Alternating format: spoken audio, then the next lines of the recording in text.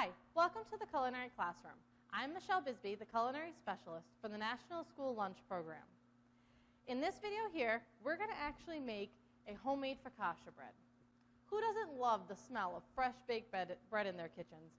And let's be honest, sometimes we think it might be a little bit too labor intensive, but this particular recipe is wonderful. It doesn't require kneading. It's very simple. Mix it together, let it rise, bake it, and it's good to go. So the first step in this recipe is we want to take our water. I have a thermometer sitting in here, and it's at 100 degrees. That is the temperature that is ideal when adding yeast to it. Anything over 110 degrees will actually kill your yeast. So to this water, in this recipe, we're going to use honey. You can substitute other sweeteners depending on what's convenient in your school. So I'm going to go ahead and just kind of mix it right in there and get it off my measuring spoon.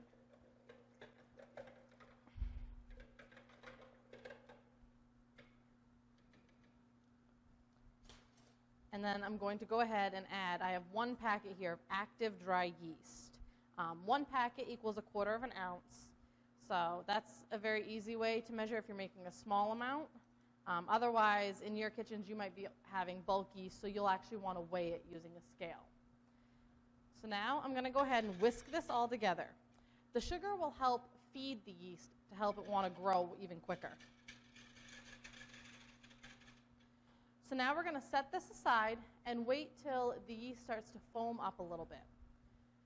While that's off to the side, over here I'm going to take my flour, and for this recipe I have used half all-purpose and half whole wheat flour. That way we also hit that whole grain requirement that's necessary.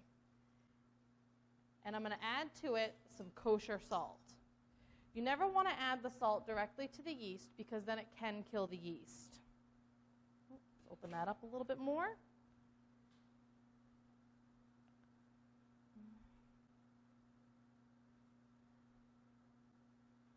There we go. And I'm going to go ahead and just kind of give this a little bit of a toss.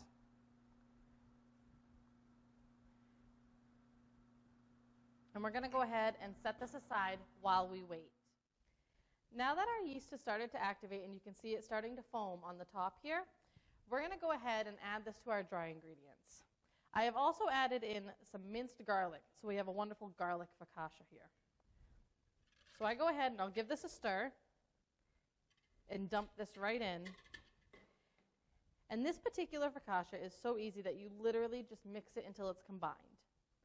If you're going to do this in your school where you might have a larger volume of students, I would highly recommend doing this in a stand mixer. But just be careful not to completely overmix it. You don't want a tough focaccia when you're eating it.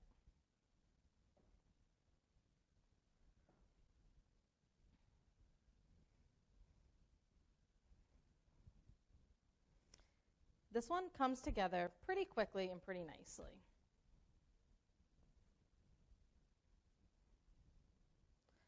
So now that the dough has come together, we actually want to take a larger bowl and put 4 tablespoons of olive oil into that bowl.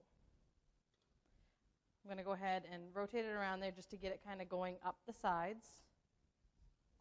And we're going to take our dough and put it right into this bowl. You want to go ahead and give it a toss so that it's fully coated in the olive oil.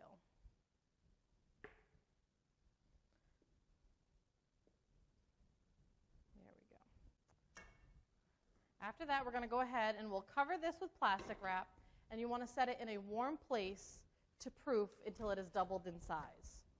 If you're making large quantities, one thing that you can also do, just to make the production a little bit easier, is you can cover this and refrigerate it overnight and actually bake it the next day. That way you don't feel rushed throughout the day to get this done before lunch service. So we'll be back after this rises to get this ready to go in the oven. So now that our dough has doubled in size here, we're going to want to put it into a pan for a second proof. So what you're going to want to do is bring it from the outside into the middle. If you don't like your hands getting a little messy, you might want to put gloves on for this. So once you've brought it all together, we're going to go ahead and transfer it to a greased hotel pan. And you want to just gently start working it out towards the outer edges of that pan. Go ahead and switch over here. And you'll just want to work it to the corners. The more time you take with this, the easier it'll be, because if you try to work it too fast, you'll notice it just keeps contracting into the center.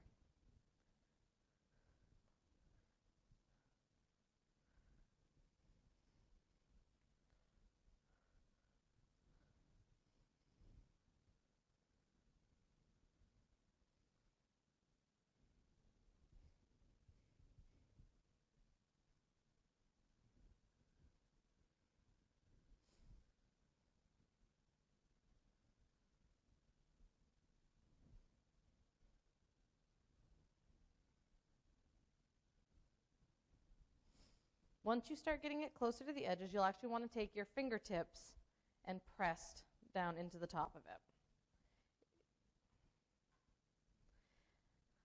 Traditional focaccia always has those little dimples in the top.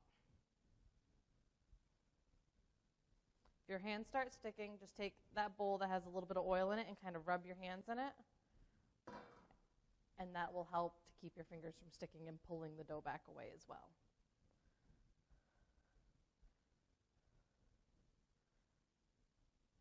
So once you get your dough all spread out in the pan, you're going to want to cover it with plastic wrap and return it to a warm place to rise again for about another hour or so.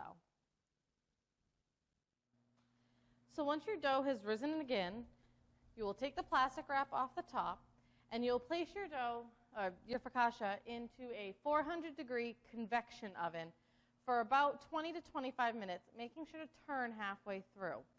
You'll want to make sure to turn it because a convection oven works with a fan, so it can brown very unevenly if you don't do so. If you're not using a convection oven and your kitchen only has a conventional oven, you'll want to raise the temperature to 450 degrees. The key is to make sure to look at the top of the bread. It'll be nice and golden brown on top, and when you tap it, it'll almost sound hollow. That is how you know that it's done.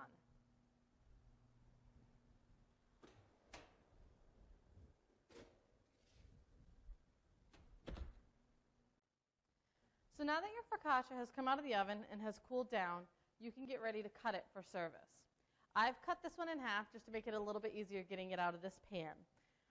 One thing you want to make sure that you do is know your serving size. If you are looking for a 1-ounce grain serving, you'll want to make sure each serving weighs 1 ounce. 2-ounce serving, 2 ounces.